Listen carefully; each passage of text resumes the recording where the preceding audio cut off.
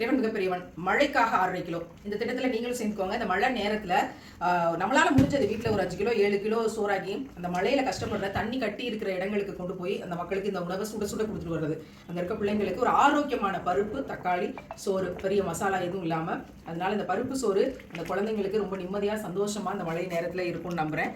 மாஷால்லா, அரிசி பருப்பு அருமையான உணவு பிள்ளைங்களுக்கு தயாராகிடுச்சு. சீக்கிரமாக பார்சல் பண்ணி சீக்கிரமாக கொண்டு கொடுக்கணும். எளிமையான உணவில் நிறைய பரக்கத்து இருக்கிறது, நிறைய சுவை இருக்கிறது. பல சமயம் நாங்கள் உணர்ந்திருக்கிறோம், இந்த சமயத்திலும் அதை உணர்கிறோம். பிஸ்மில்லா, இறைவன் மிகப்பெரியவன். ரொம்ப அருமையான சுட சுட உணவு, அழகாக குழந்தைங்களுக்கும் தண்ணி கட்டி கிடக்கிற கஷ்டப்படுற மக்கள் வாழ்கிற பகுதிக்கு இருக்கும்.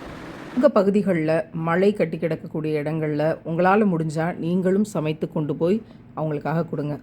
இறைவன் மீது கொண்ட நேசத்தினால் அவர்கள் ஏழைகளுக்கும் அனாதைகளுக்கும் சிறைப்பட்டோர்களுக்கும் உணவளிப்பார்கள். இறைவன் மிகப்பெரியவன். இந்த பாக்கியத்தை நம்ம எல்லாருக்கும் தரட்டும். கூட நம்பர் 1, கூட நம்பர் 2, கூட நம்பர் 3, கூட நம்பர் 4.